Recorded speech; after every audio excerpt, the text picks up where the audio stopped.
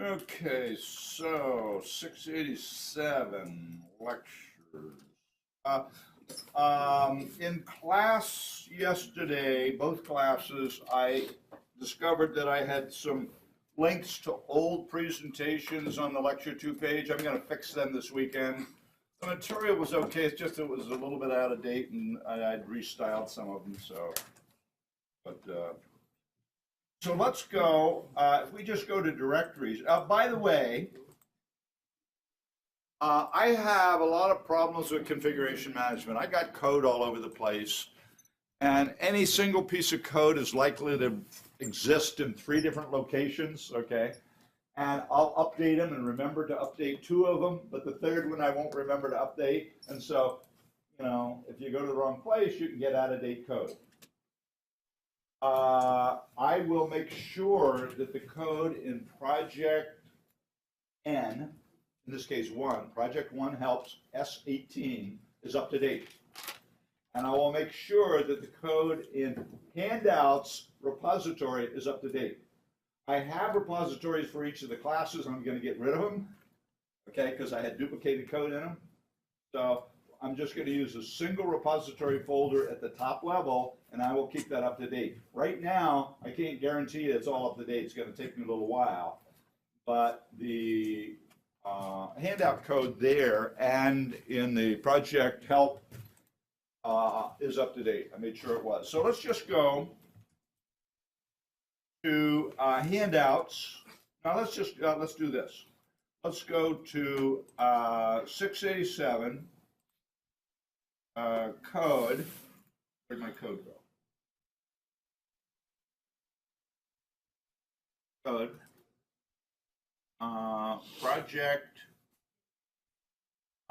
Project 1 help spring 18. There's help folders from earlier semesters. Don't pick the wrong one. And here is CPB NoSQL prototype. And now I know how to do this in Google. Save link as. Will that save it on my desktop?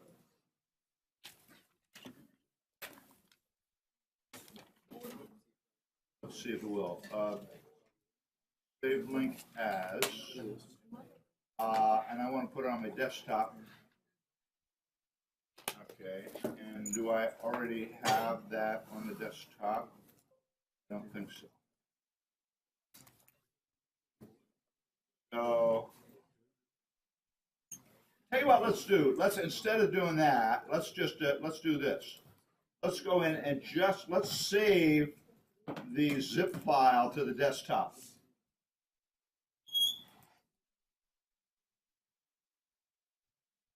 NoSQL zip. Okay, so let's go down to the desktop and NoSQL zip. So, and did it actually copy that folder? Don't think it did. So let's now extract all. So here I'm extracting what was in that Project 3 help folder on the server for you, and let's run it.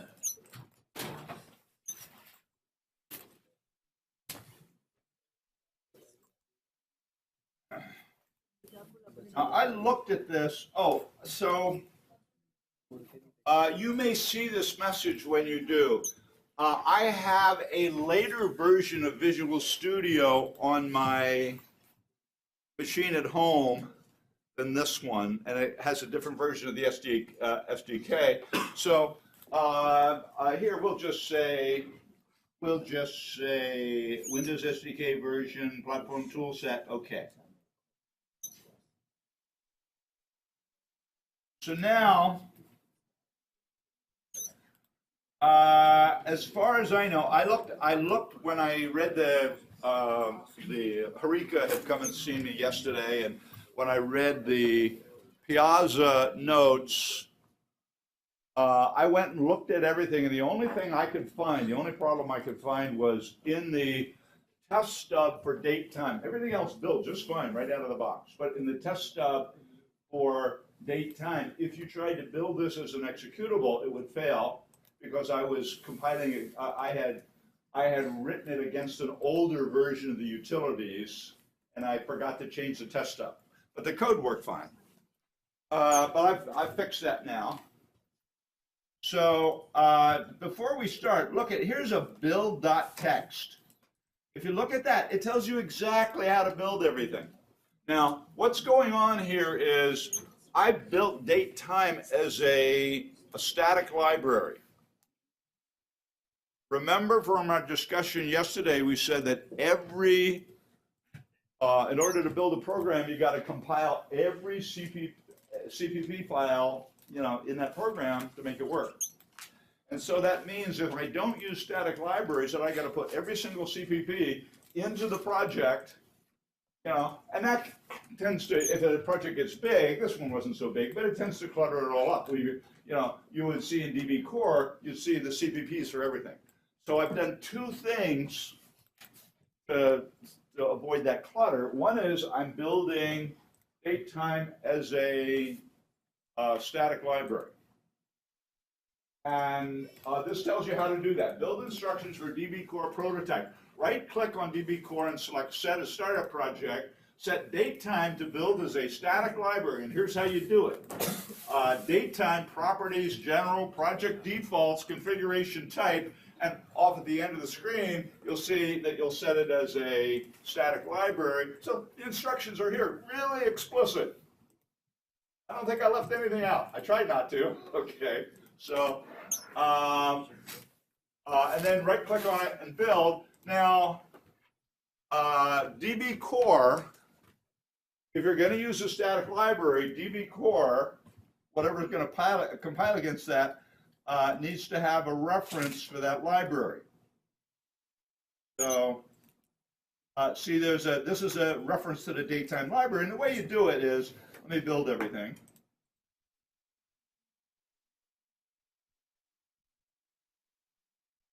When you're using static libraries, what happens is you really need to build the static library first. Build that.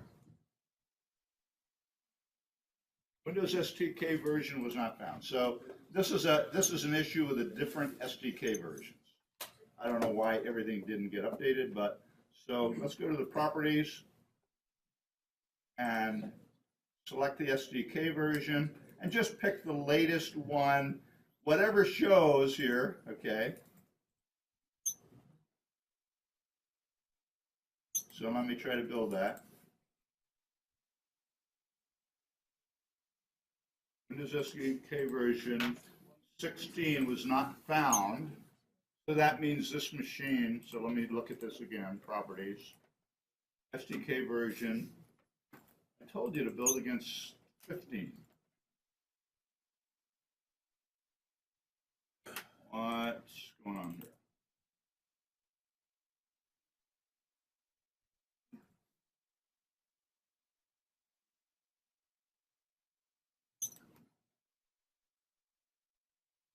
Windows SDK version 10.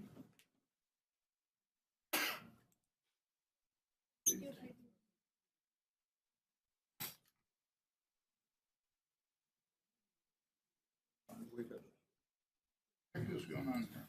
It is using test utilities. You have to change test utilities project. Okay. Yeah. Well, that shouldn't have affected that. That shouldn't have affected that. Hang on a minute, guys. So Windows SDK. So it looks like every project. Let's just go to every project and set the SDK version. So here. So here. I don't have 16. I don't have 10.0.16 on this machine. It means my Visual Studio, I didn't update it the last time. Okay, so now I'll set this project to compile against 15. I think that was what was going on, Harika. Thank you. So let's just go this step by step for every single one of them. Properties. They're all trying to compile against that later version. So, okay. And DB Core properties. I don't know why that upgrade didn't do it to one. Okay. And daytime. So what's going on? Yeah, so that should be okay. So now let's rebuild it. Let's rebuild the library first.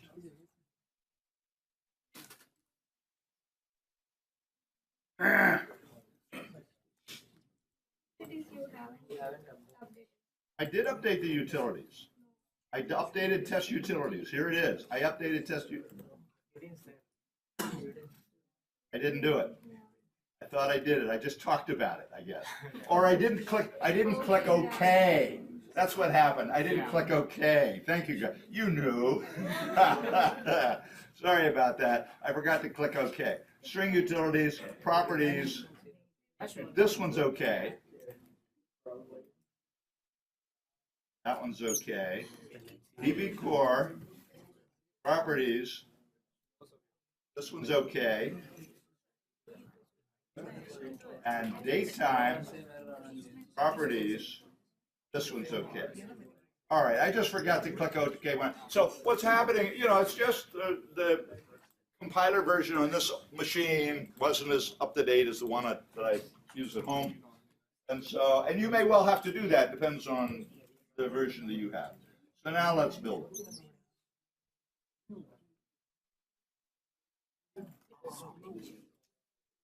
So now let's see what's going on here. Date time. A lot of times you'll get a failure to build if you don't build the static library first. It's not building the static library. What the heck is going on? I did this at home and it worked just fine. Oh yeah. I forgot. Harika. And I tell you how to do that in the build. I forgot. Here's what I did, guys. So date time. What's happening here is this is set as a static library, and you don't want to compile the main in the static library. So let me show you what happened. The directions are in the build to show you, but here I'm just showing you now. And Harika is keeping me honest. So we'll go to properties. So now date time, I want this to be set as a static library, okay? Because that's what everything else depends on. Okay, and now let's build it as a static library. Okay, good. And now everything should compile. Now everything. DB Core.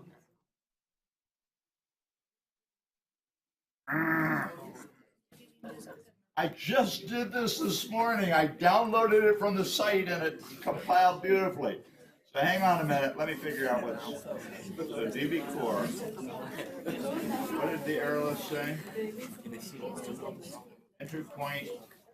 Test utilities. Yeah. Which non-SQL you download? There are two on the website. I downloaded right now. I downloaded it from 687 code. Yeah, but I found two there. One without no two. One with two. With a zip file? Yeah, there are two zip files. Oh, that's what happened. I didn't delete the old zip file. Yeah, one zip file worked well. Okay. Again, my configuration management problem. I re-zipped it, but I didn't get rid of the old zip file, so it left them both in there. Yeah. So I downloaded the zip file without the correction in I it. think. Yeah. So thank you for your. So let's just go. Let's just go and. So. Let's not. I won't monkey around with it. Let's go get the. So you downloaded the latest version, right? The latest date. Okay. Let me go do that. So desktop. Let me kill this. Okay, so restart.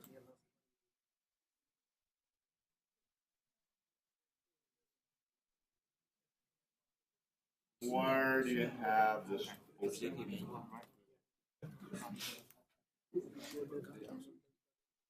Okay. So now we're going to do a restart. So I only see one zip file here. Project 1 helps Spring 18, CPP no SQLDB, and there's only one zip file here. Do you see two? Up to higher level. Website, it's there. Go up to the next level. Quality survey.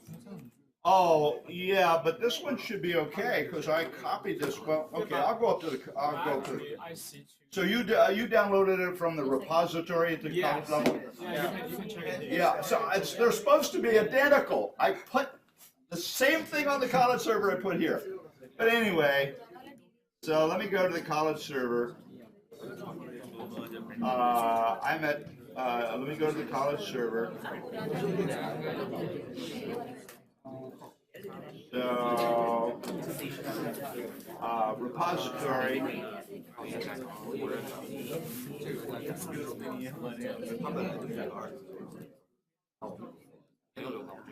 CPP.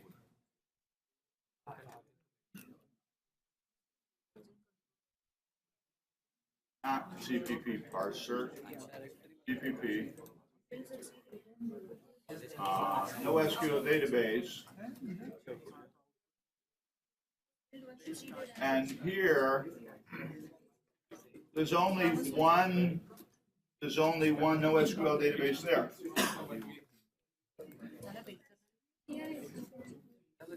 You are at, wait a minute. No, you weren't on a, see, you were what I said it was. Okay, hold on a minute, just hold on a minute. Let me get back to, don't go away, okay, don't go away. So let me go back to where I was. So, SU 687,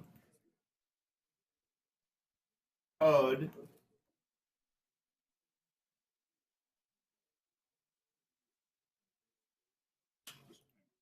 Yeah, code. Now, project 1 help Spring 18. Okay. And now in here, I only see one.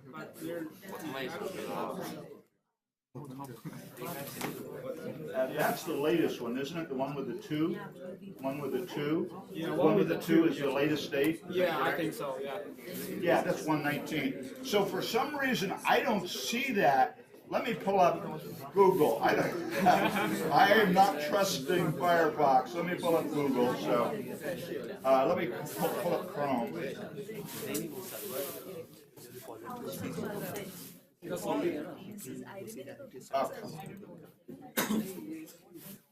Sorry for the confusion, guys. Hang on a minute. Just bear with me.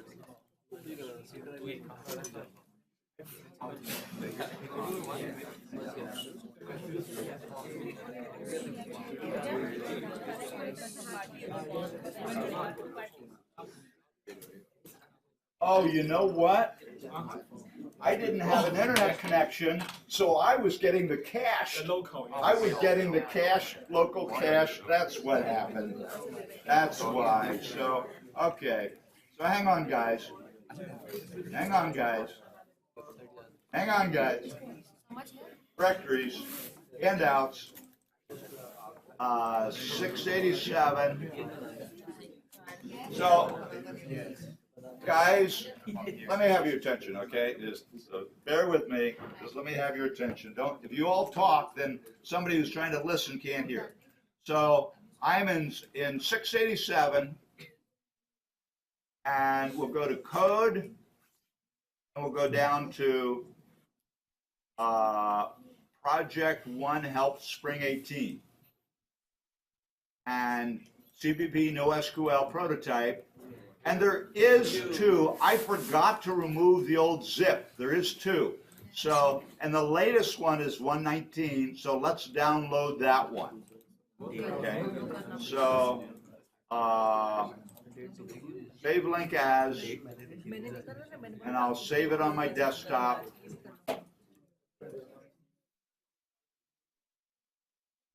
So what happened was, that was just my malfeasance with when I made a zip, I forgot to delete the old one, and so it made what it called a copy, and you gotta, so that gave you a choice of getting the old one or the new.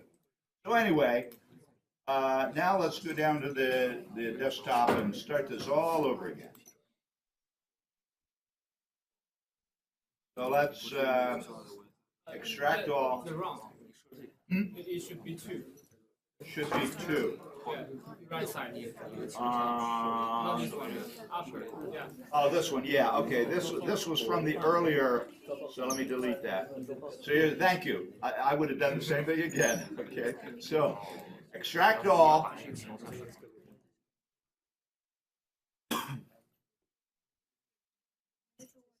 Okay, now let's run it. So, that's okay. It doesn't like that I downloaded it from the internet.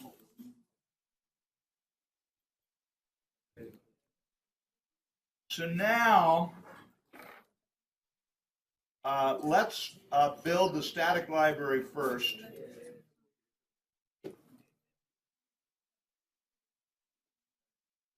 So now it built, let's build the whole solution. So I am getting so again, I got a Windows SDK version, so let me go down this one by one. DB Core properties, SDK version. I gotta pick the latest one I have on this machine. And string utilities, properties. Latest one I have on this machine. I don't think I clicked OK on the other one. Did I? Properties. Oh, I did. And string utility, properties. That's okay. And test utilities, properties.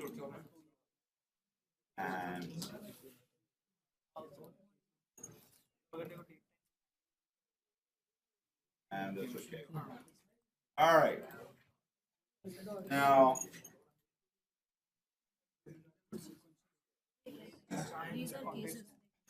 built. Now let's build a solution. Finally. So, Harika, do me a favor. You're going to be here through about noon today.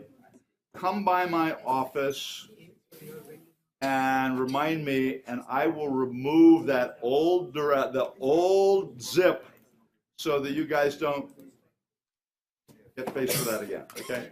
So now there are these. Let me go back to these.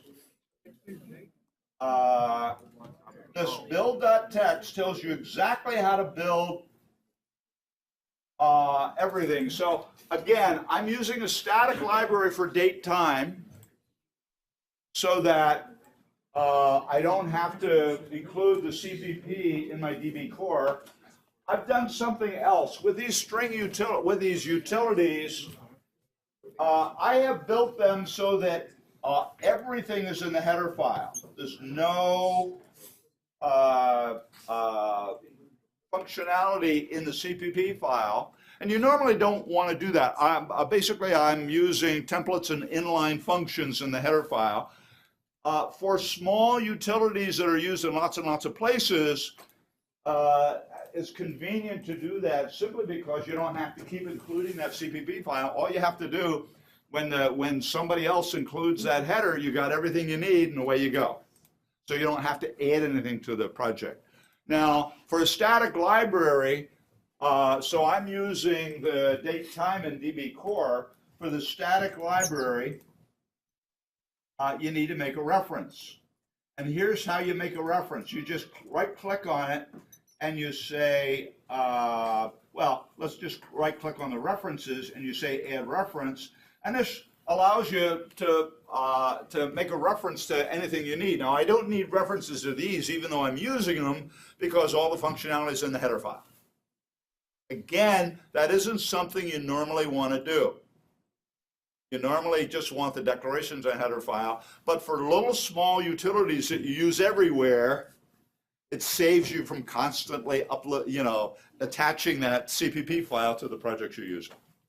So, so that's how you add a reference to that, and you shouldn't have to do that, But if for some reason what you downloaded didn't have that reference, then away you go.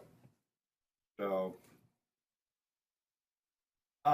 And now, if I want to run date time just to see what it does, what I got to do is I have to change the settings. It tells you exactly what to do here, but let me show you.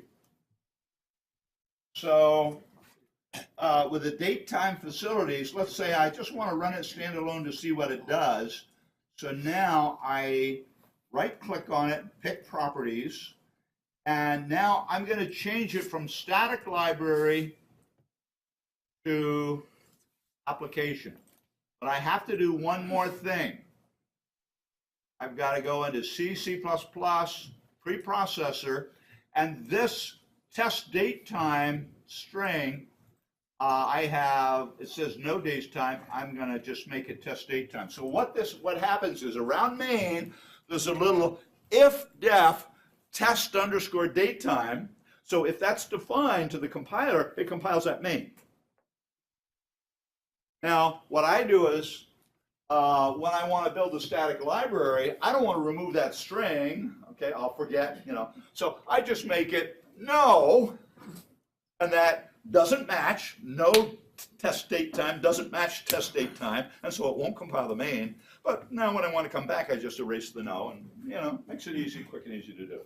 So now this will build as an executable. Okay. You haven't applied those things. I didn't hit apply. I'm forever doing that. So properties. Make sure they go back to the other rooms when you're done, so that the custodial staff doesn't have to. Did you guys? Oh, so hang on. So did you guys grab seats from another room? So there's a whole Don't do that again. Don't do that again, please. We are violating the fire regulations because there's just enough seats for the number. So do not grab seats from another room and bring them in here in order to, you'll come into the second wave. So when you, at 10:30, when we break, make sure the seats you took from someplace else go back where you got them, okay? One of the things that happens is if somebody has signed up for that conference room where you took the chairs, they have a meeting, they go in for the meeting, there's no chairs. Not fair to do that. Okay, so now let me save it this time. So, okay. Now I can build it, so I'll set this as startup, and I can, it will build, because it's changed from a static library to an exe. I didn't check, yep. Properties, I changed it, but then I didn't say okay, so it's still trying to build a static library, so application.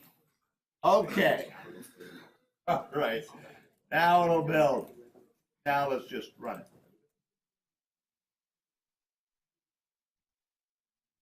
And up it comes, and now test date time is running. It's a little test stub. We'll show you, so you can kind of get an idea of what's going on.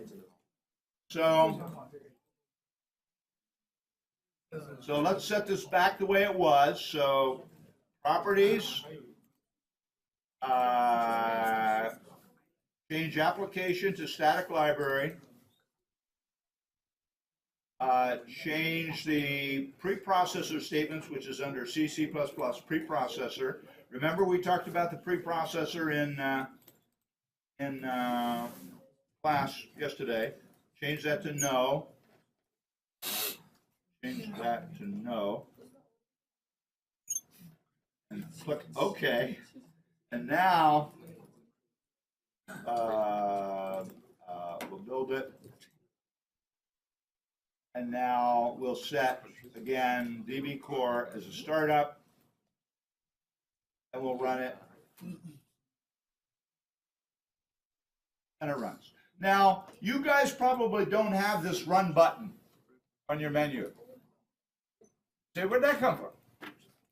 You can just click debug and say start debugging, that thing, or start without debugging. So this is a start without debugging. Now, what I did was I just went to put that, I went to Tools, Customize, Commands. I want this on the main toolbar. Commands. I want, so on the menu bar, I want debug, and I want to add a debug command. And now,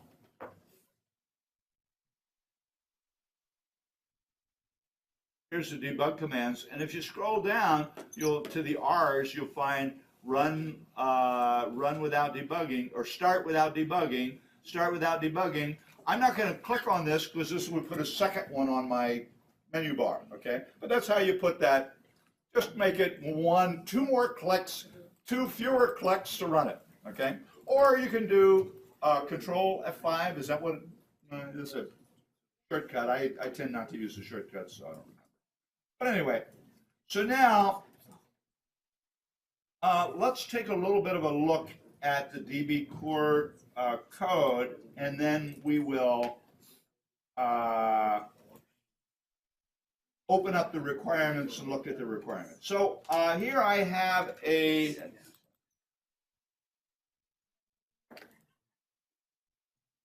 template class, a DB element. So if you remember from the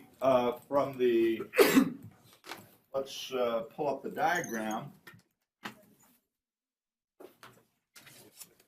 Let's go here, pull up the diagram.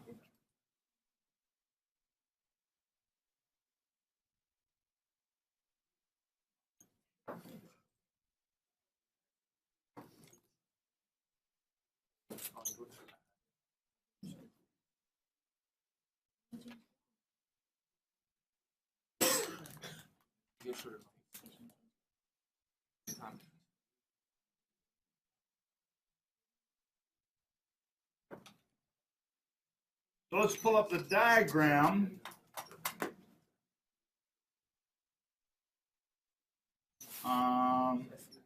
Project 2 helpers.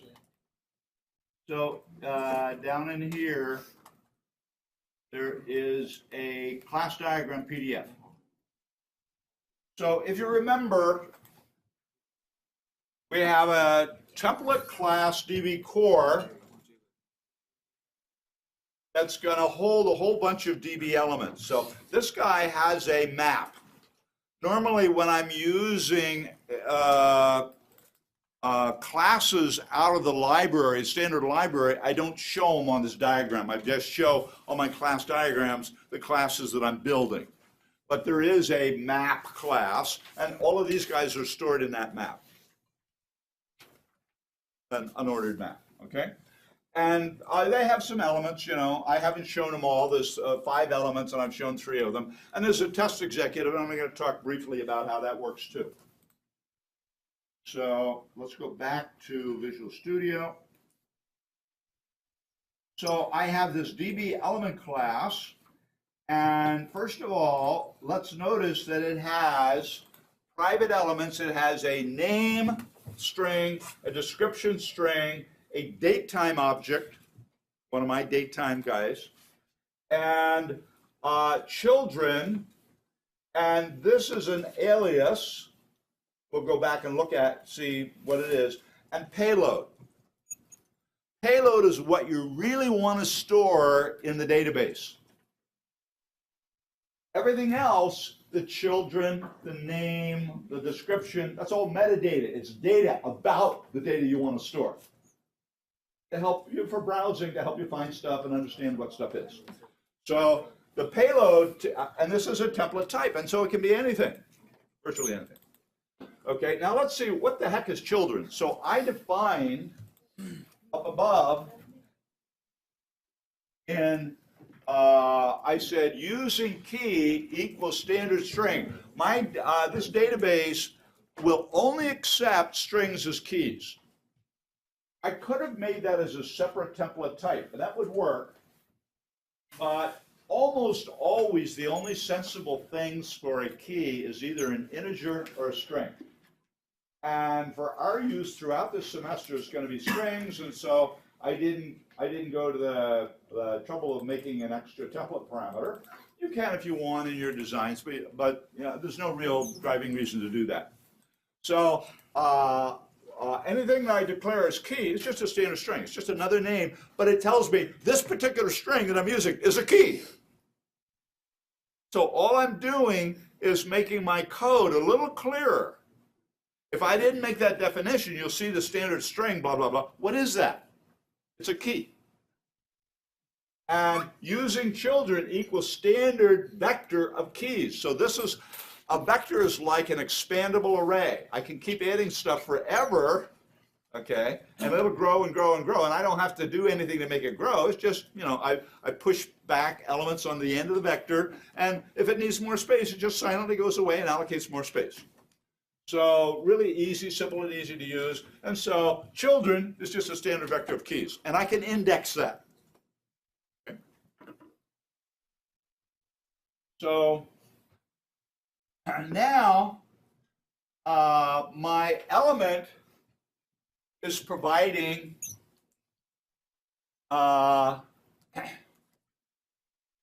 three functions for names. A function that returns a name by reference, and what that means is, remember that a C++ reference acts like a pointer. It's an indirect reference, but you use the syntax of an object. Use dot notation instead of arrow notation to select something. And the reason this is here is this allows me to change the name. I can say name with no arguments and assign it something, and it'll change the name. It's like a setter for a property. And here's a string name that returns a string by value. So this is this one is a const, so this is an overload of this name. Remember, an overloaded function is a function the compiler takes as its name the name. So what the compiler thinks this guy is name. The compiler thinks this guy is name const. Okay? And the compiler thinks that this guy is name const standard string reference. They're just three separate functions. But they're all name, so semantically, you know, we know what they are. There's just, we're manipulating the name part of that element.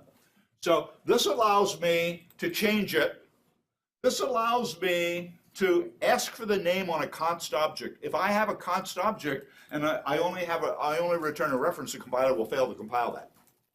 If I tried to assign something to it, so it's const. Or if it was const, it wouldn't let me do it because it says. But if I have a const element, for some reason I made an element const, this function will work. The compiler will choose this function. It knows that this function is illegal, but it has a legal function that it can apply, and it will. This one allows me to give it a name this way. Instead of using this reference, this allows me just to pass it in a name like that. So in truth, this is extra. This is superfluous. I could have gotten rid of all those references. I happen to I'm comfortable, I'm used to using references that way, so I use them as to both read and write. But the database would work just fine without. But anyway, I've done this for names, for descriptions, for datetime objects. They all work the same way. For children, so here I am returning a reference to children, returning a copy. This will return a copy of the children. Okay. And this allows me to set, just hand this element a whole new vector of children. If I wanted to. Probably would never want to do that, but it allows me to do that. And here's the payload. I can do the same thing with a payload. So this makes these private data members accessible in a very reasonable way to the DB core element. Okay, here comes the DB core class. So using key equals standard string, using keys equals standard vector of key. This is keys. Now, when we make a query, I don't have any query stuff here. You're gonna write some query stuff. When you make a query typically accepts a set of keys and returns back a smaller set of keys. So a first query would use all the keys in the database and return a smaller set of keys that matched whatever the query condition was. But now I want to be able to make another query. I might say, give me all the elements in the display category. Now I want to make another query that says, give me all the ones that were added to the database after last Wednesday. So I make a query on the results of the query. So your query mechanism should always accept a set of keys and return a set of keys. And if it should default the set of keys to all the keys in the database, so that if I don't in my argument, if I don't pass it a set of keys, then it just uses all the keys of the database.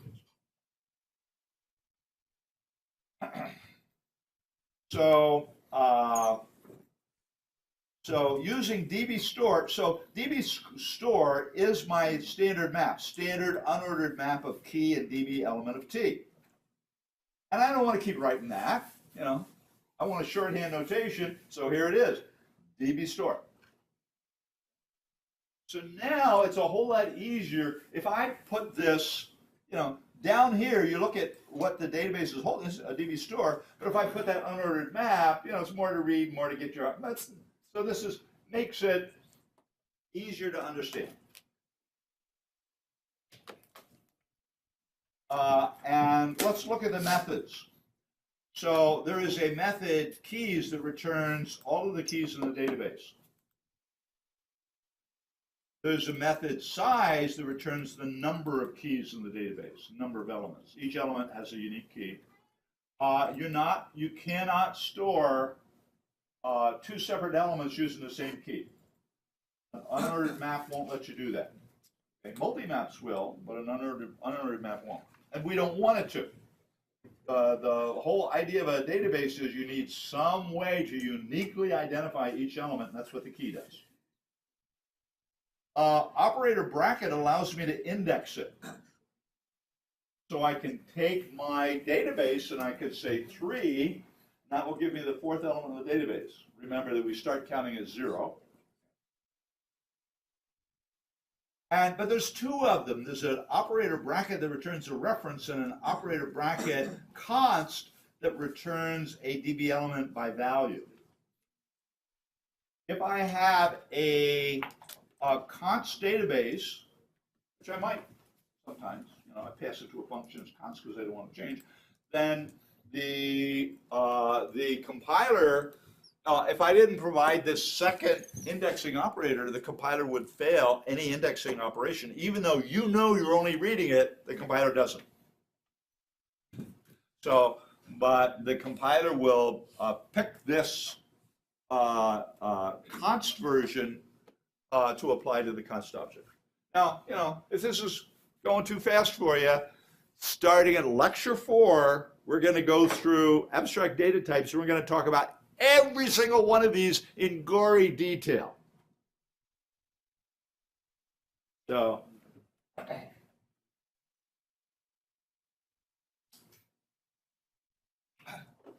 type name iterator begin, type name iterator end.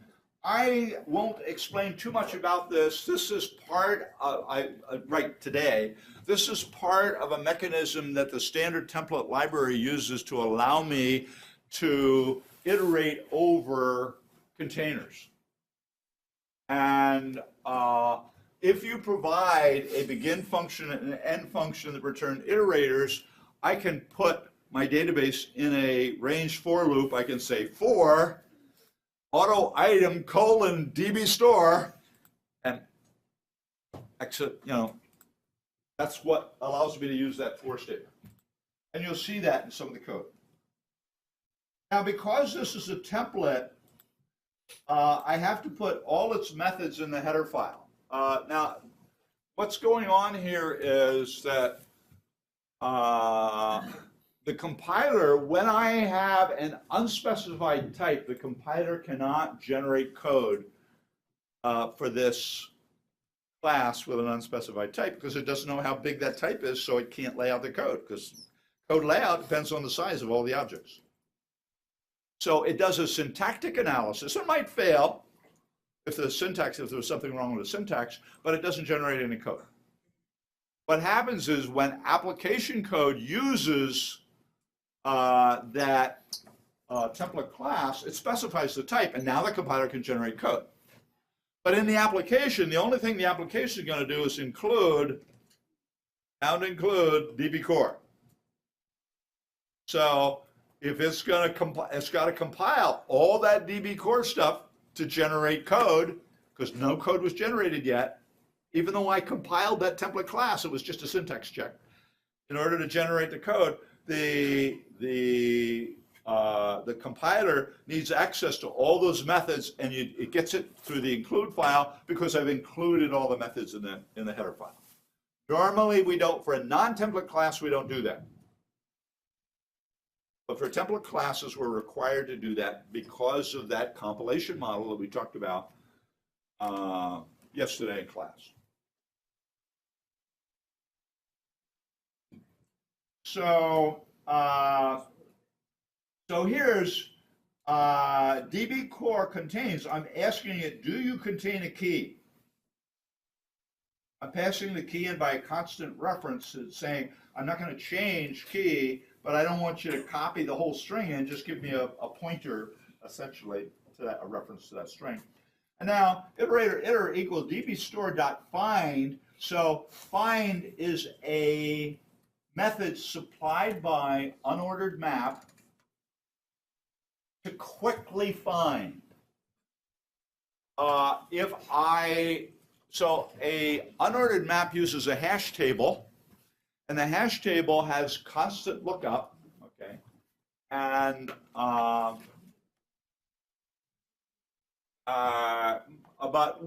when I'm searching the whole, if I have a key, I get constant time lookup.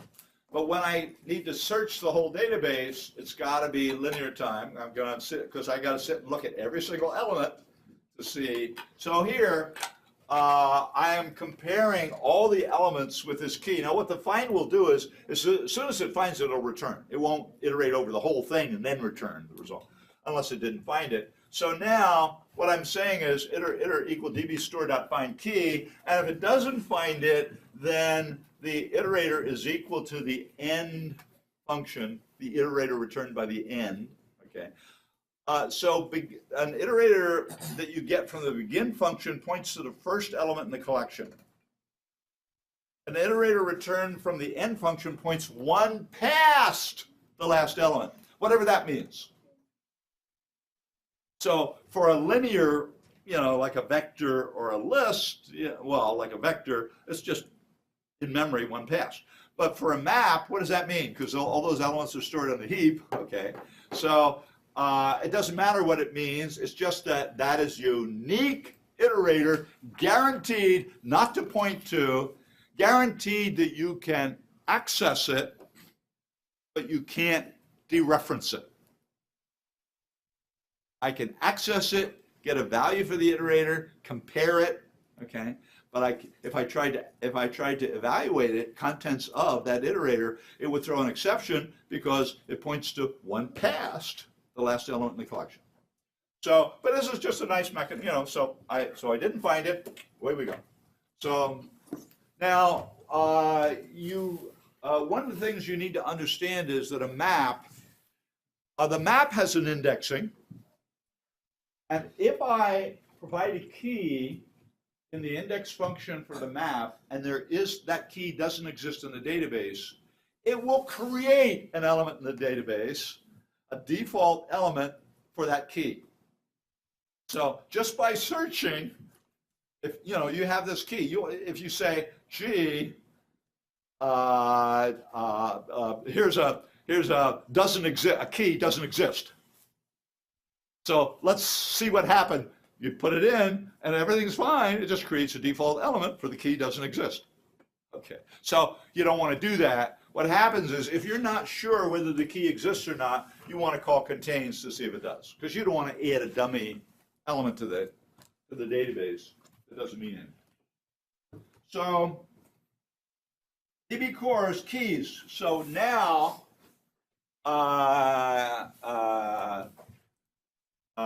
so here I'm defining, this is a key set. Remember, that was just a vector of strings. And I have to preface it by DB core : okay, because I'm telling it I want the key definition from your public area, okay? So DB core keys, DB keys, so now I have a set. I've declared a vector, and this vector now exists. It's an empty vector. As soon as this statement ends, it exists there in memory on my stack frame, on the stack frame for this function, but it has no contents yet. And then I'm accessing the DB store, so I say DB store reference DBS equals DB store. It's just giving me a reference to the database. Size T size equal DBS, the reference dot size, and then DB keys dot reserve size. Now what I'm doing here is if there are a lot of keys in the database, I have this vector that by default has, I don't know what it had, 5 elements or 10 elements. And so, as I'm pushing back keys into that vector, it would have to going away and allocate more space and allocate more space. So to avoid that, I can just say reserve that size, and it does one allocation for the right size. I'm guaranteed I won't reallocate. It's just a performance, time performance. It has nothing to do with correctness. I could remove the statement and it would still behave just like it did before, but a little slower. Because it would have to, for large key sets, it would have to allocate memory several times. So I reserved that space in the vector, and then now, because I have a begin and end function, I can say for auto item in this DBS, dbkeys.pushback item.first. So what's item.first? What the heck is going on? A map is a collection of pairs, key pair and a value pair. And the pair dot first gives me the key, and the item dot second gives me the value. And all I'm interested here is the keys. So for item DBS, DB pushback item dot first is pushing back the key. Okay, and then return DB keys. Notice that I'm returning this by value. So, because I created this internally. And if I returned it by reference, as soon as I leave the function, that memory is invalid, so that reference would be to an invalid thing, and I'd probably throw an exception. But C++ 11 has added a very cool facility called move constructor. So what happens here is when I'm returning this, if the thing I'm returning, which in this case is a vector, has a move operator, what happens is the compiler recognizes this is just a temporary. So I'm not going to copy over all those elements out of the vector. I'm just going to take this guy's pointer to the vector down on the heap and swap. Just going to take this guy's pointer away and give it to the guy out here that he's returning to. The move operation. I'll talk about that in detail. If that's leaving you, what is he talking about? What's this crazy guy talking about? Lecture 4 begins that, and I will show you in gory detail what move constructors do and move assignments due. Okay? So if I'm puzzling you, you've heard the term now. So when we talk about it, your ears will stand up and you'll start listening really carefully. Okay. Okay. So I got to be careful because DB size. I'm just returning the size of the size that the map gives me. Operator bracket. So here, I'm indexing over it.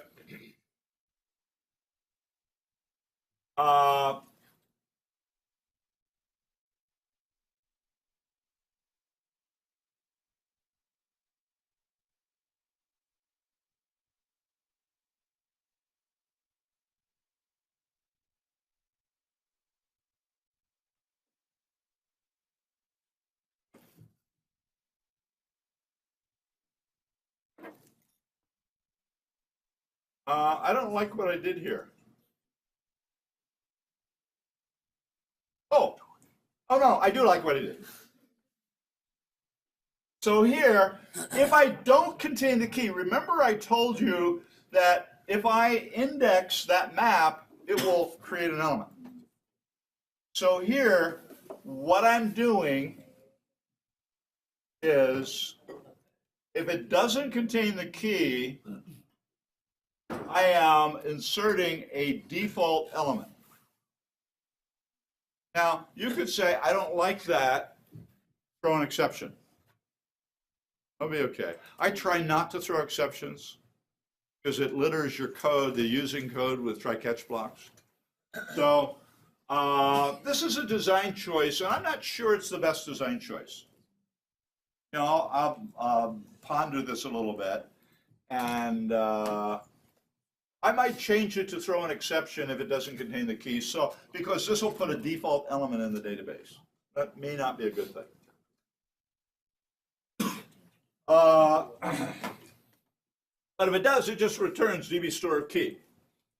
And then I have a const version. So this returns a reference to that element. And here, what I'm doing here is I'm returning by value for the const version. I just return this element by value so it'll get copied out, so it won't change the underlying database. Anything I did to that copy wouldn't change the underlying database because I set this const. I am going to change this. So I will put a little note. What I do is, at the top of these things, I have a maintenance history. So this maintenance history says version 1.0, and this is just about the first release. I'm going to change that. I don't like the fact that I was putting a default element, just an arbitrary, okay, not a good idea. So what I will do is I will say version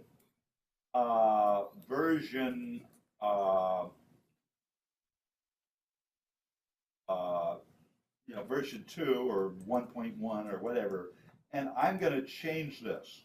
I may throw an exception, but I've got something I want to try that won't throw an exception. So, but anyway, doesn't need to bother you for now. It won't affect anything you're doing with this, but okay. So those are the indexing operators. I've got some display functions. And here in the display functions, I want to write flexible code. So my show keys, I've got several show functions. Show keys, I say show keys, DB core by reference DB, standard OStream out equals standard C out. So what I'm saying is accept any OStream, but if you don't supply an OStream argument, use standard out, C out. Okay? So now, what that means is that I can show the keys on the console, but also if I want to put them in a string, I just pass in a string stream. Or if I want to write them to a file, I just pass in a file stream, OStream, OF stream. I have show headers and show elements, but that's basically what's going on. I want to take a quick minute to talk about these test utilities a little bit. So I think I will wait till class on Tuesday to talk about the utilities. Because I want to talk about the requirements a little bit for Project 2, and I got to kick you all out at 10:30. That's 30 minutes from now, so that the second wave can come in. So let's. I'm going to stop this now, and let's pull up the requirements. So, and Harika, you're going to come by. Yeah, and remind me to get rid of that second zip file. Okay, so let's pull up the requirements. So let's go to Project 1, and let's see what's going on here. So, can you guys in the back read that okay? No? Your eyes are better than mine. Just in case, let me make it a little bit bigger.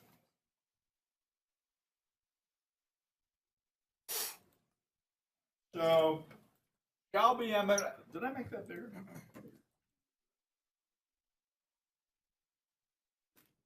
Shall be implemented in C++ using the facility of the standard C++ libraries of Visual Studio 2017.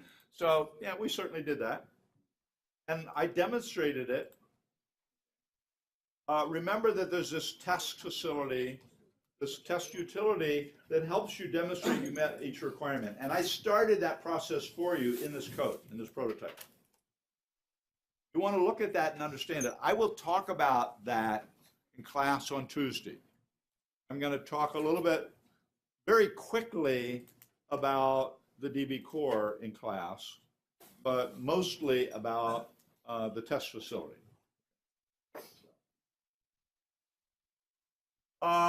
Shall implement a generic key value in-memory database where each value consists of metadata, a name string, a text description, a date time, a finite number, possibly 0, of child relationships with other values. An instance of a generic type. That's done. That's all done for you. The prototype does all this. A perfect score for requirement 3. Now, these say how many points you're going to get, and you only get 1 point for this because I gave it to you. Okay. So, shall support addition and deletion of key value pairs. That's quite easy to do, but I haven't done it explicitly. And you want to make it really clear in the interface of the DB core. You know, your DB core is going to become DB. Okay. Because my cores, I'm just telling you, I built the core part. Or, you know, you could leave it, maybe leaving it as DB core would make sense because we have to add queries and persistence, and I'm going to suggest you keep them as separate packages. So, shall support editing of values, including the addition and deletion of relationships, editing text metadata, blah, blah, blah, blah, blah. If you delete child relationships, delete keys from an anomalous child collection, you are forbidden to delete elements accessed from those keys from the database. You're forbidden. Every once in a while, somebody, you know, I'll tell them to delete. Those are just references to things that exist in the database. So one element makes a reference, maybe 5 other elements make a reference to that one too. And if you come along and delete that element because your element is no longer referring to it, all those guys will have dangling references. So you're forbidden from doing that. Shall support editing of values, including the addition, deletion of relationships. So if you want, in your editing, you could just create, you know, one very reasonable, rational thing to do would be to copy the element you want to edit into a new DB element, change those parts, and then replace the old one with a new one. And the functions that I provided in the DB core make it really easy to do that.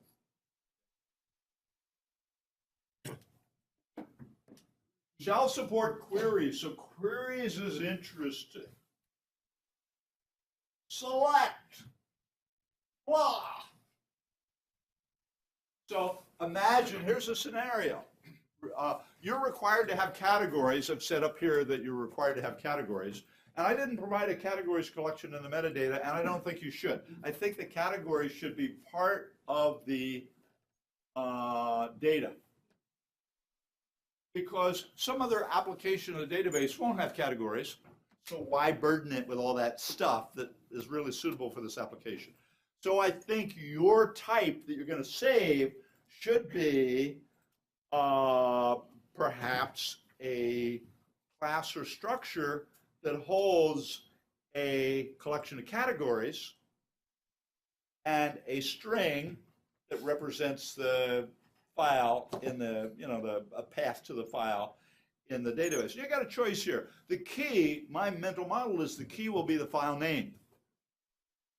And so your data could just be the path to, but not including the file name, or it could be the fully qualified file name. Whatever you want to do, either one would work. So you pick whichever you think is easier to do.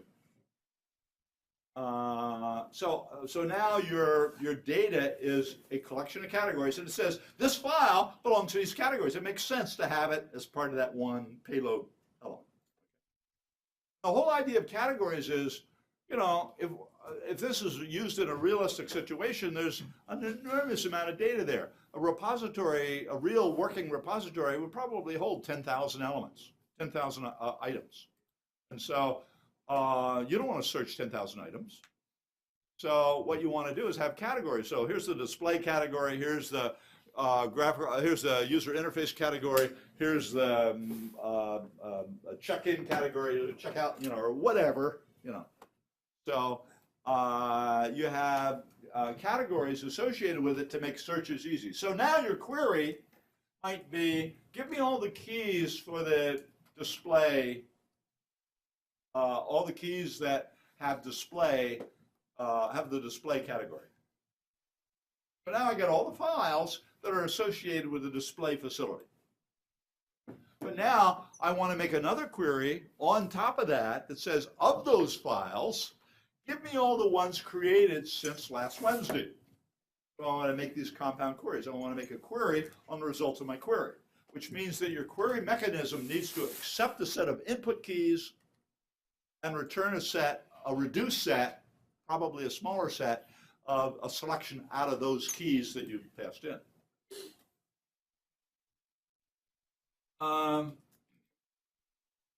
I think queries should be separate, a separate package, because this DB Core facility is useful in a lot of places, in places where you might not want a query facility, might not need a query facility, or might want a very different query facility. So I think the query should be a separate package. And what I think the query should do is just, when it's constructed, accept a reference to the database. Don't copy it in, accept a reference to the database, and then it just uses that reference to the database to implement all its queries. So the model is keys in, keys out. By default, it would take all the keys in the database. Persistence, I think, ought to be the same way. It ought to be a separate file.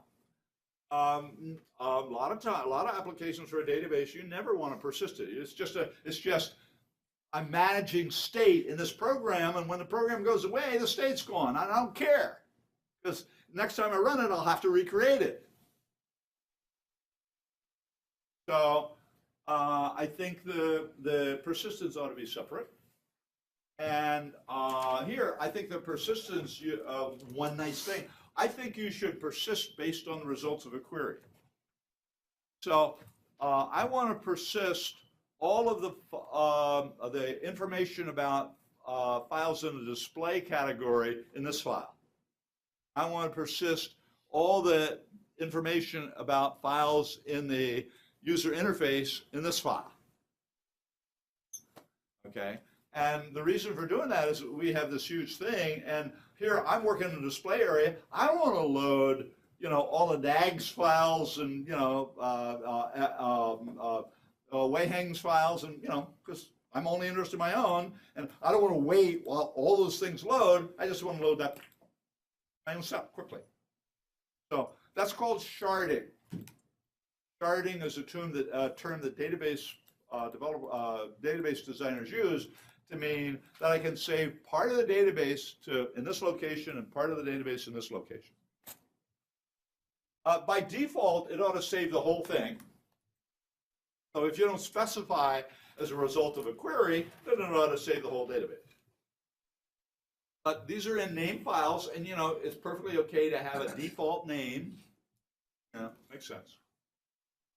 So you can have a default, for example, one way of doing the default name is if you're, no, gotcha. But anyway,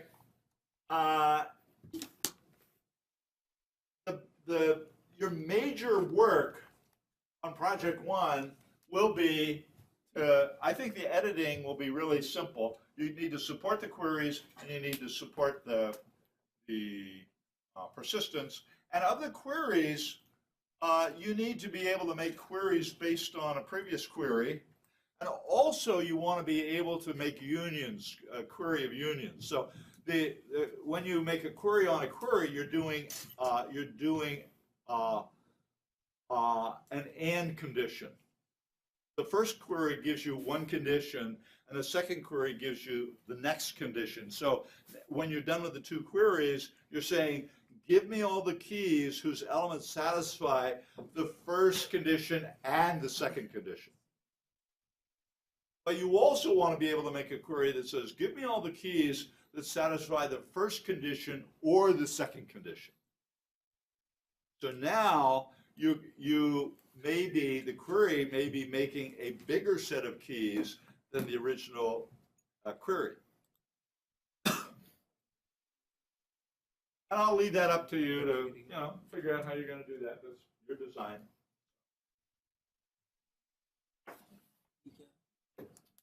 Okay. Anything else I want to say to you about this? I don't think so. Are there questions? How are we doing? You understand what's going on? You understand what's going on? That was a really tiny nod. She's been in my classes before. She's smart. She's got real good grades. I think she does understand. You understand what's going on? She's not willing to commit. It's okay at this instant of time, but you gotta get beyond that. You gotta get to the point where you really, I got this. You need to get to that point pretty quickly. So I think you want to look at this code. You want to, if you haven't already, pull it down and build it. And I will. What I would suggest is, let me make sure that that old zip file is removed, and then you'll go to project. You'll go to 687 code project 1 help spring 18, and pull out that now has 2 zips. So wait until I remove the old zip, and then build it. And again, remember that the build instructions are right there in that text file. So if you have any trouble, look at the text file. And you may have to do, it may complain about the SDK version, and that just means that your machine doesn't have as it has an earlier version of the SDK than my machine where I developed it did. And all you got to do is reset the SDK. You click on it, where it lists the SDK, click on it, and it'll give you a list, and you just pick the latest version, SDK version, on the list, and that'll set it. But remember to click the OK button, which I kept forgetting to do up here. All right? Questions? Yes, Farouk. Requirement number 8. Requirement number 8, yes. We can reversible. What do I mean by what? The process- Reversible. Yeah, it's reversible. Okay, so the question is, in requirement 8, that is a requirement on persistence. What do I mean by the process must be reversible? So what this says is that I must be able to shard, some queries keys into an XML file, but then I must be able to go and read that XML file. So, for example, if I sharded it and then I deleted a few of those keys, I should be able to go back to that XML file and restore those keys. So what this reversibility has to do is it parses through the XML, and when it finds a key, if that key doesn't exist in the database, it pushes it in. Or maybe, even if the key did, it just indexes it, and so it's changing, it's changing the value. So if I index on a key, it's going to change the, if the key doesn't exist, it'll add the key and then it'll add the value. If the key does exist, it won't add a new key, but it'll change the value to my value. So that would be an update. So what I would suggest is, I didn't make a requirement to it, but it would make sense here to have an option that if the key exists, it modifies the element or it doesn't modify the element. I think typically you'd want it not to, because your model is, oh, I accidentally deleted these 3 keys, and by the way, since I last sharded it, I've updated these keys, and I don't want those updates to disappear. So by default, I think I would just, if the key exists, I would just skip it. If it didn't exist, I would add it. But if the option was selected to force change, then you do. Is that clear? Any other questions? Basically, it is writing it to to read from it. Yeah, exactly. And there is an XML document facility in the class account in the repository. And Harika, when you come by my office this morning, remind me, and I'll put the XML document class in the Project One Spring PT help. Yeah. Guys, could you hold it down? If you want to remove permanent, get that key what I already.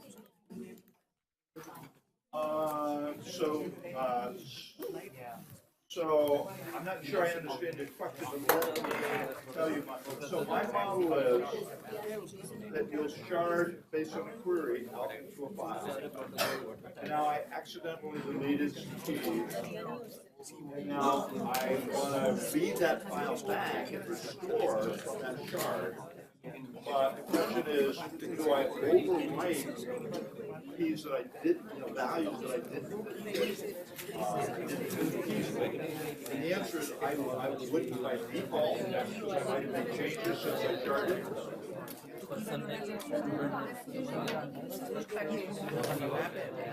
Guys, can we hold it down a little bit? I can't hear the question. I have old ears.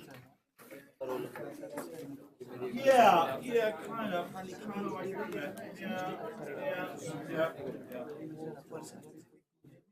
We'll discover by the time we're done with this project that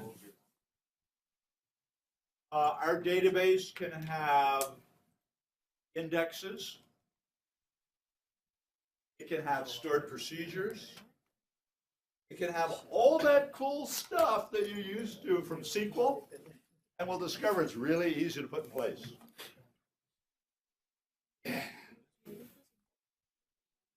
Yes, question. Where is the data? I mean, the data is saved in the XML file. Yeah. So what's happened? Remember that when if I'm using this database to manage my contents of my repository, I am not storing file text in the database. I'm not. All I'm storing is a path to the file in the database. The directory is a nice container for files, okay? I don't want to store that file in my database. All I want is to store the path to get to that file, okay? So now, when I shard out to the database, I'm just going to write the paths in the XML file. Okay? I'm not going to write files. Good question. Other questions? We got 10 more minutes before I have to kick you out. When I kick you out, those who brought in chairs from other rooms, I want you to take those chairs back, please. Any questions? By the way, in these help sessions, anytime you've had enough and you say, I don't need any more, you can get up and leave. It's no, you're not obligated to stick So around. we might have like multiple XML files. Oh, yeah, absolutely. You might have XML. And so, you want to have one place you store those XML files so that you can find them all. क्या चालू करो And I'm not going to give you all that time.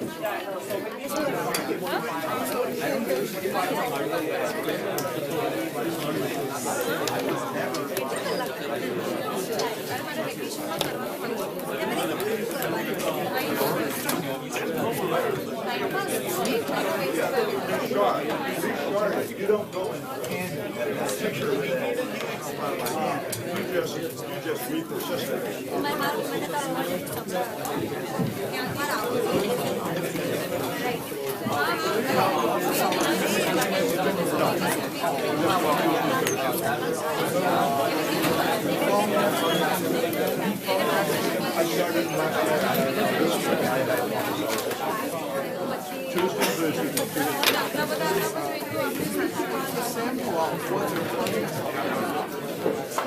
Sure, sure.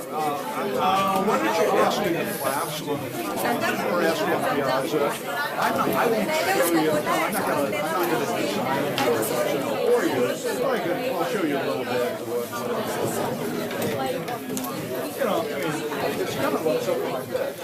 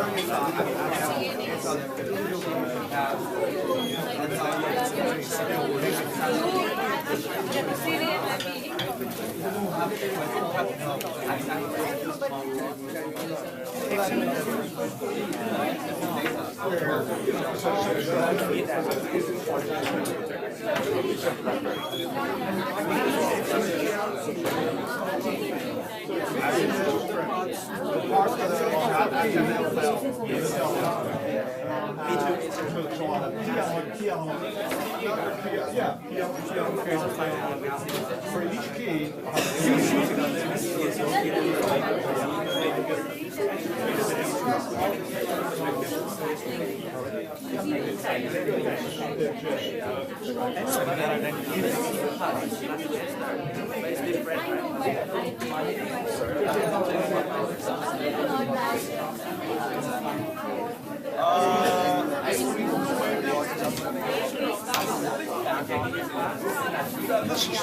this is like so we're using this database in a repository, we don't want to have to go back, analyze the whole repository, reload up the database. When we shut down the repository, we'll save that database and go into a file, start up the repository, the database will just go through that file, and there you go.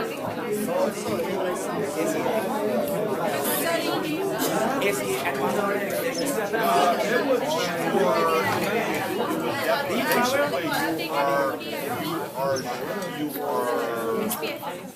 are making a query and storing XML all the keys, the key accounts, but to shut down, you want to store the whole database.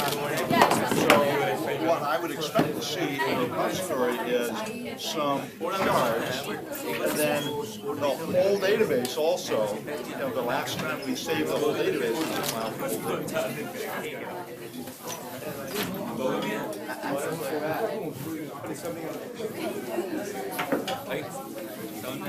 Why don't you do me the following? We will post on XML a little bit. Yeah. The thing about the XML is my prototype. I didn't do that. For you to do.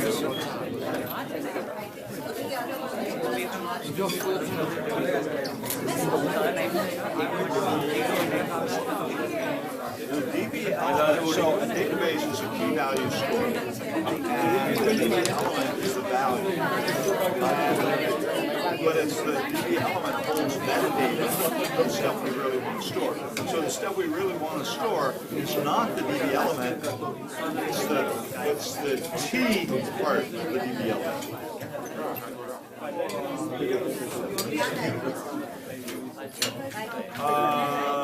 So in XML, you're going to store everything. You don't lose metadata. If you don't store it, you lose it.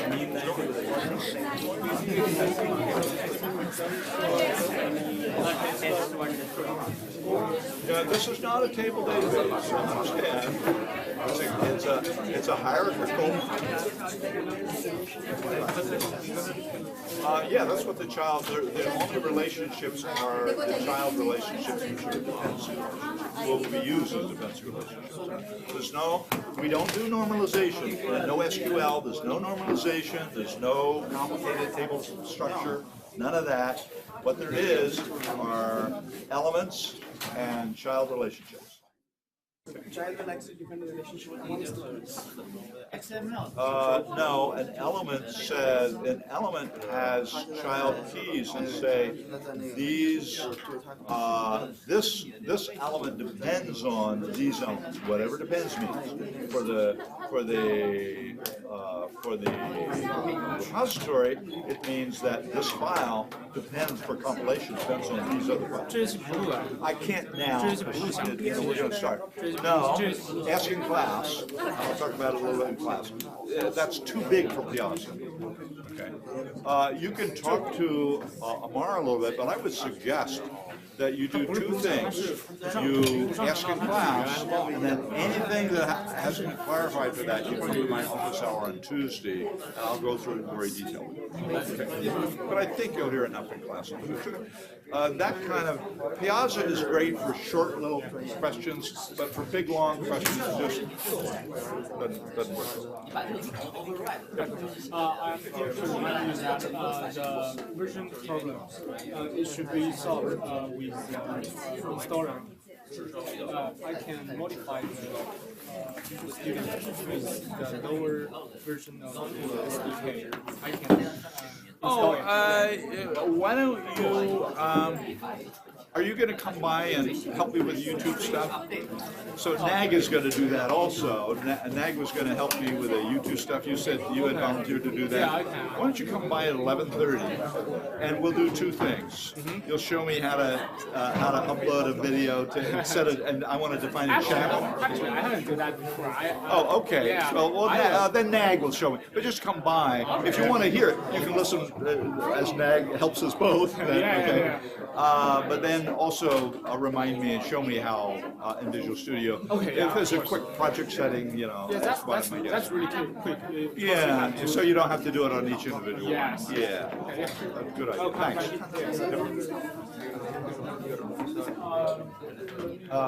Zero. My office hours are Tuesday and Thursday from 2 o'clock to 3 o'clock, period. Actually, you said this yesterday to come back today, so we get signs. Oh, I will sign if so you were gonna,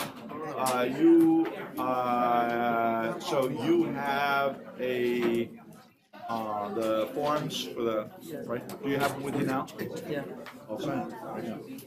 But it's only for 8 o'clock.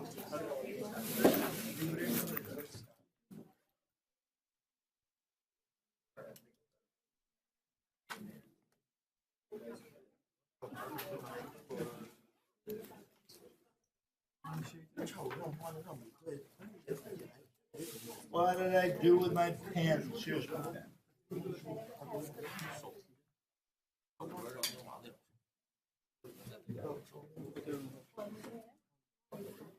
Is it filled out? Don't give me a blank one.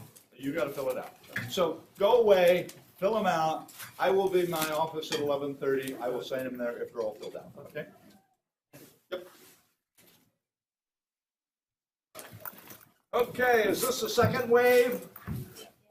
All right. Good. So here's what we're going to do.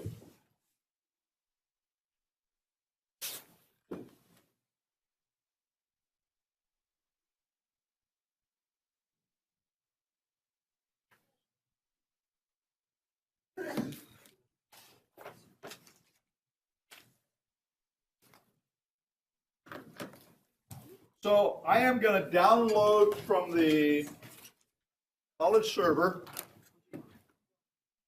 the zip file, and it was pointed out to me this morning that unfortunately I had two zips. I forgot to remove the old zip from the project help, and so I will remove that later this morning after I'm done with you guys. But right now we got to make sure we get the right one.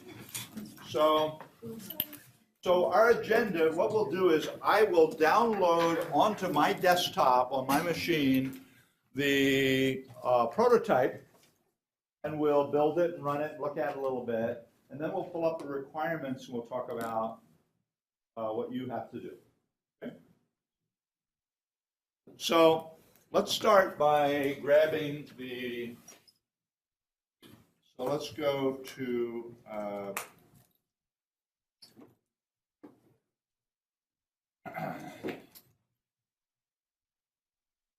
go to directories, 687.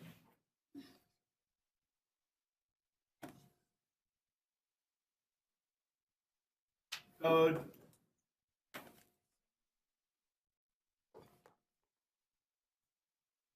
Project 1, help spring 18. CPP NoSQL DB prototype.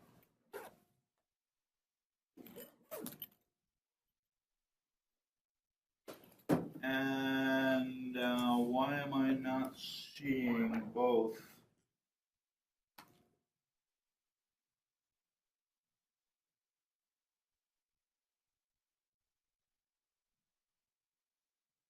Did I not put 37 code, Project 1 Help Spring 16.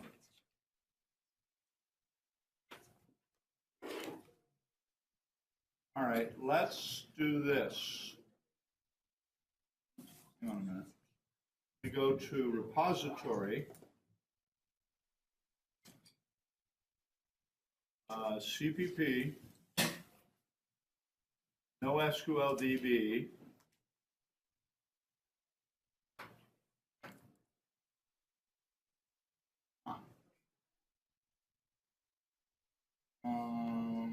This might be a Firefox problem. I'm not seeing both. Handouts, Project 1, Spring Help, CPP, NoSQL DB. Yeah, so Firefox wasn't showing me the new one because there's a space here. So Firefox didn't show it to me. So I'm pulling this up in Google. Okay. There should be only one. So I just forgot to remove that old zip. When I created the new one, it made this NoSQL DB too. So that one's what we're going to pull down. And I will delete the old one, and I'll change the name of the new one so that, but let's download this. Save link as, and I'm going to put this on my desktop. Okay, save.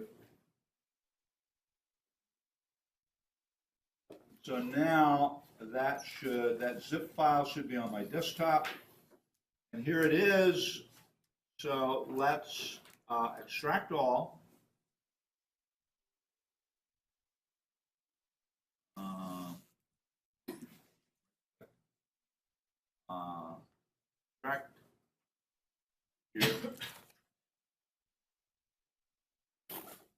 Okay, so we downloaded the new version of the zip to the desktop, and now let's run the solution.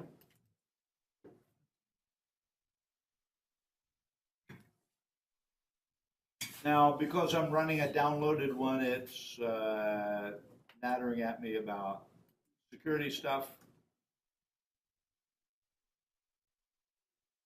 Okay, now, let me check something here. So, my Visual Studio version that I developed code on at home is a slightly newer version than this one.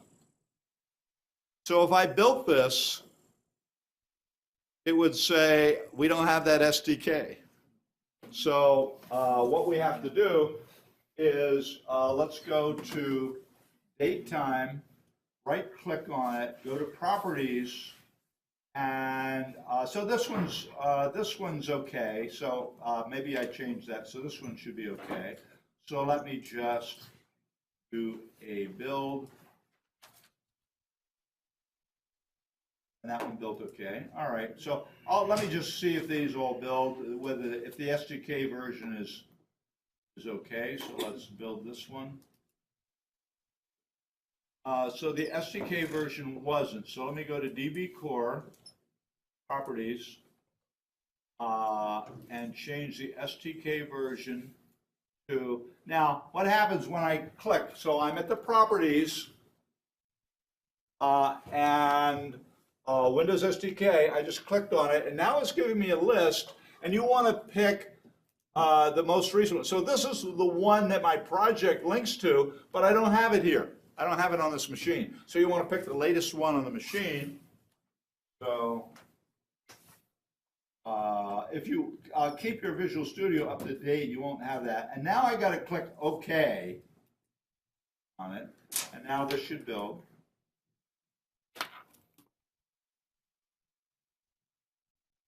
And it did. And the same is true of these utilities. Let me look at their properties. So this needs to be set to the earlier one, just because I don't have the latest version on this machine. And this is, a good idea, because you may be in the same situation on your machines. So you need to know how to do this. Okay, now this should, the entire solution should build. Do a rebuild. That did. Okay, now you notice that there's a build.txt file. If you go here, there's explicit directions about building all of these projects. Now, one of the issues here is that the DateTime project I built as a static library. And the reason I did that is, remember in the compilation model that every CPP that makes up your program has to be compiled and linked together. And so, what that means is, if my project, like DB Core, if I had a whole bunch of projects that were related to this, I'd have to include their CPP files here, and it tends to clutter up the thing. So instead, I built this as a static library, and now I simply have to make a reference to that static library here. And so I just have to DB Core references. You can see that it has a reference to the DateTime. Let me remove that reference just to show you how you add it. I go to DB Core, or I could just go to the references. I can say add reference, and now I want to pick the DateTime because that's my static library. And what's really happening when I make that reference is it's going into the folder where that static library exists and is copying it into the bin debug folder for this project. Okay. That's how it does its thing. Okay, so now let's set DB Core as a startup. We'll run it. And away it goes. Okay? Just like we talked about in class. And we're going to look at this code a little bit, but for now, I want to do one other thing. Suppose that I want to look at date time and see its output, just so I can convince myself I know how it works. So I can't run it as a static library. I got to change that to a executable. So let's do that. I go to properties and I'll set, instead of static library in the configuration type, I will set it as an exe. Now I have to do one more thing. I've got to go to C, C++, preprocessor. Now, the main of date time is wrapped with that if-def test underscore date time. And that when I build it as a static library, I'm building that project. If I had this test underscore date time defined, it would build that in the static library. And now when I compile against the static library, the linker would say, hey, you got two means. So I put no in front of test underscore, and it won't build it for the static library. But here, because I want to build it and run it, I will get rid of that no. Let's just change no. And now I click OK. And now I can build date time. Let's just set this as the startup. And I can build it.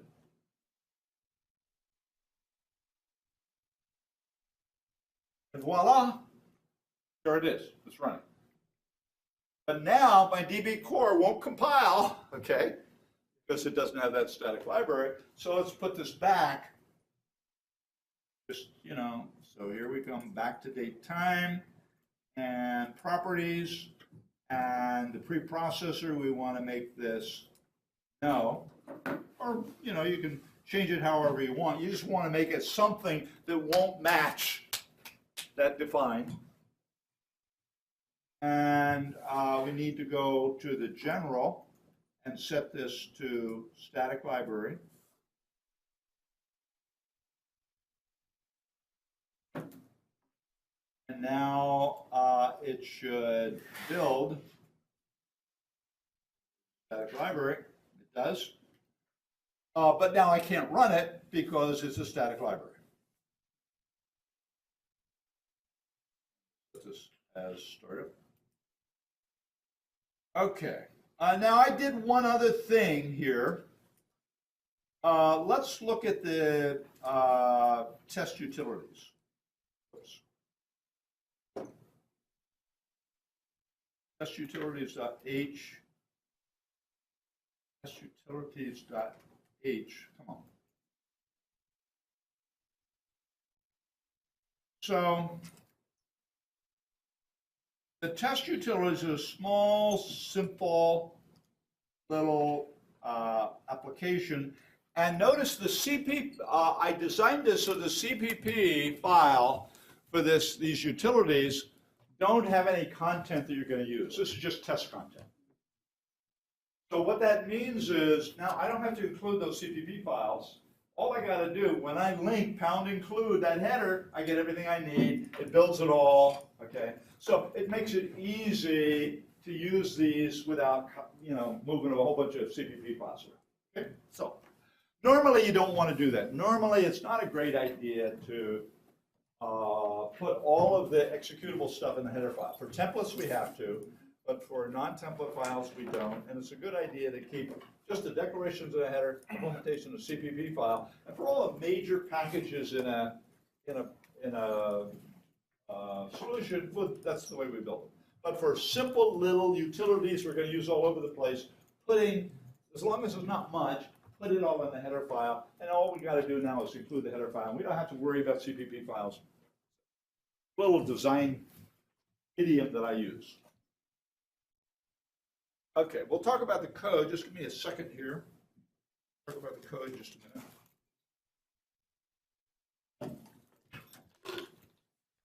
I'm diabetic, so I got to keep my blood sugar under control. It's going low, so I got to take some glucose tabs.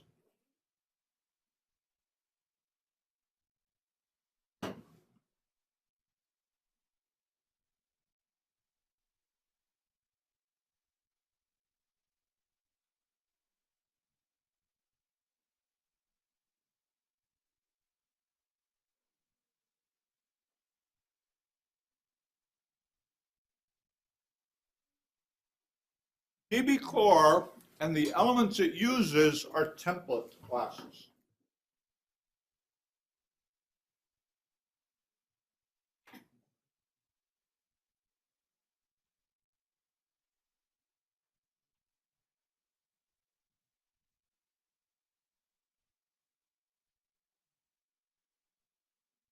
So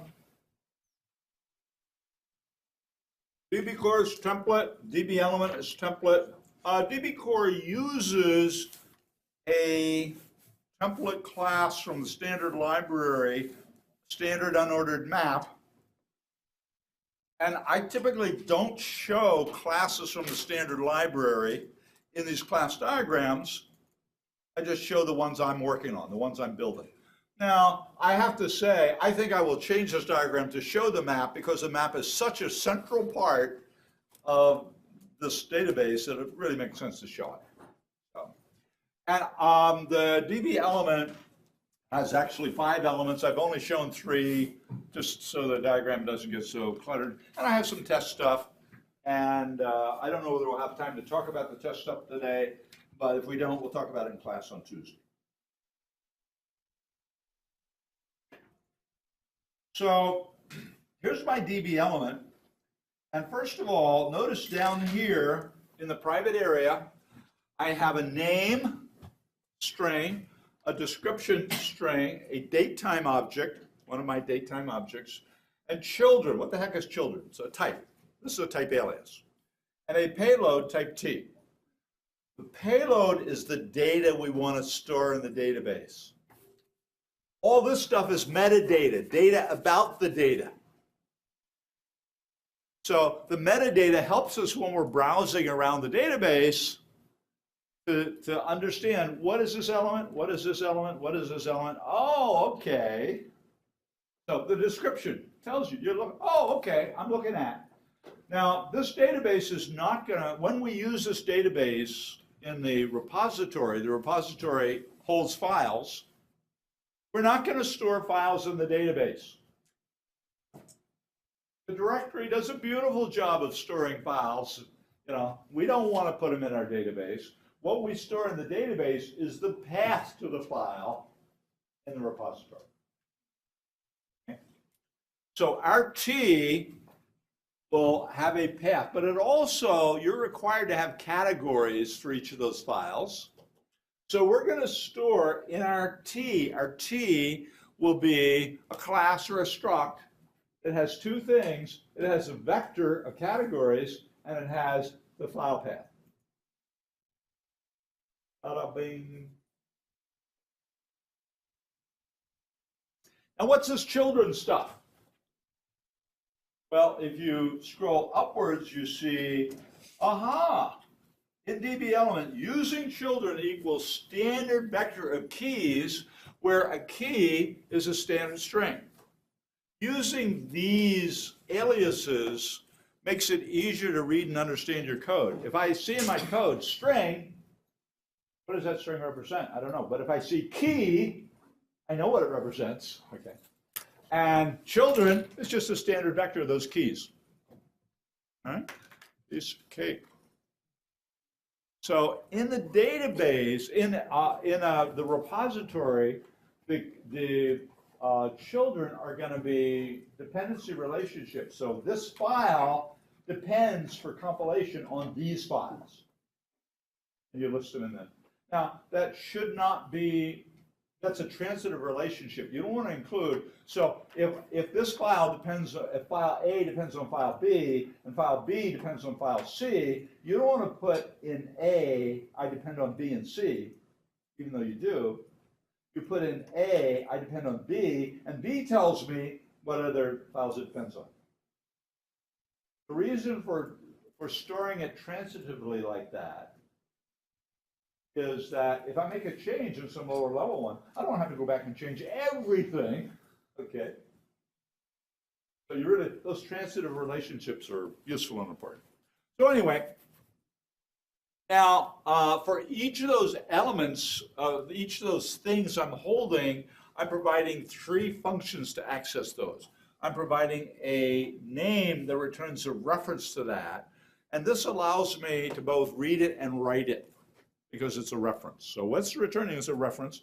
Now remember that a reference is a pointer under the covers, but it uses a syntax of object. So I would say, you know, on that name, I could say name paren, whatever the element is, dot name paren equals whatever I want to change the name, whatever the name is.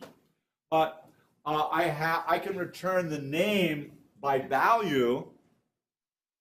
It's typed const, so the compiler will allow me to call name on a const DB element, if I had some. Typically they wouldn't be, but. And I also have so this is a getter by value, and this is a setter that just takes whatever the string is and sets it. The reason that I use this name, this reference, is mainly, normally I will change the name this way. The reason I have this reference is that if my string name is really big, I don't necessarily want to pay the performance of copying all those out, so it gives me the option of just returning a reference. And I do that for names, for descriptions, for date time, for children, works the same way. They all work the same way. So, and payload, same way. Okay, so now let's look at,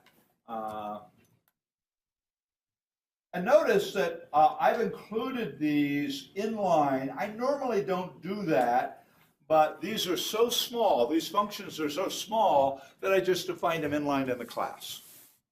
This is the Java style, the C# style, and normally that's not a good idea. You know, you don't want to clutter up you want looking at the class declaration, you want to understand what its interface is. You want, what's the language I use for this class? But these are so small that they don't get in the way of you understanding what the language is.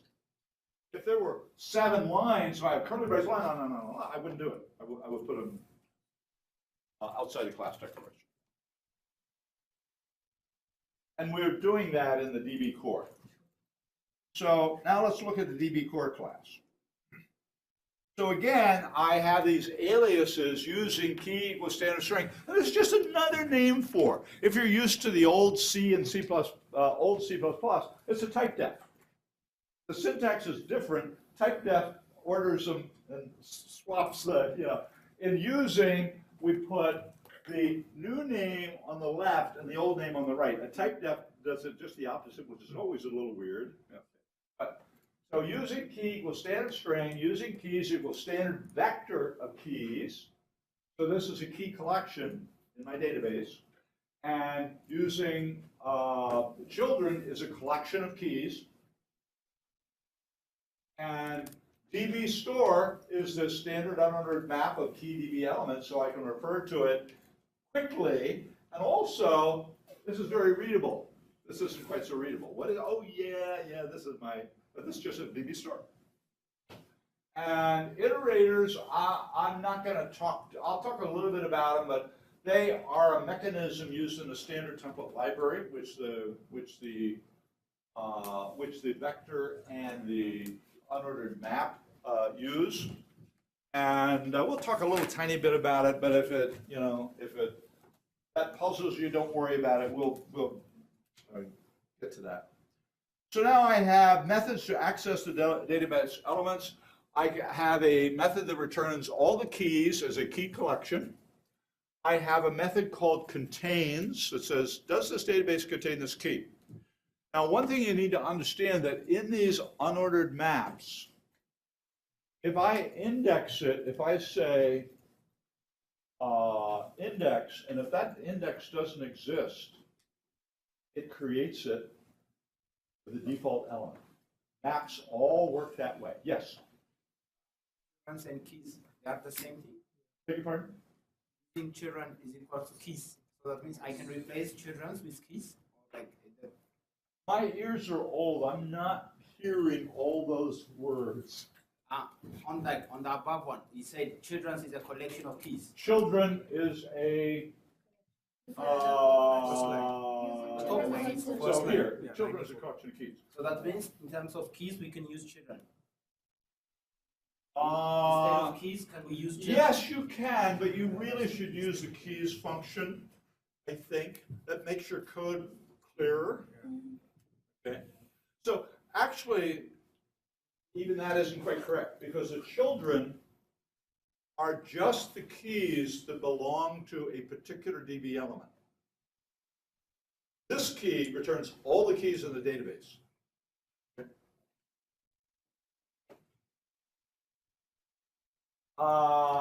And so contains tells you whether the database contains a key. You got to be careful with these associated stores. They all do that. If you give it a key that it doesn't have, it adds it and then puts whatever it wants to in the element. Okay, the default element. And I've done something that I'm actually, well, and size just returns the number of keys that are in the database, number of elements in the database, same thing. I have indexing operators, so I can come to my DB core and say DB core of 2. That gives me, I'm sorry, I say DB core of some key, and that gives me the element associated with that key. And I have a const version that returns an element by value, and a non-const version that returns it by reference. And if for some reason my database was defined to be constant, if I passed it to a function by constant reference, then the compiler wouldn't let me use the non-const index.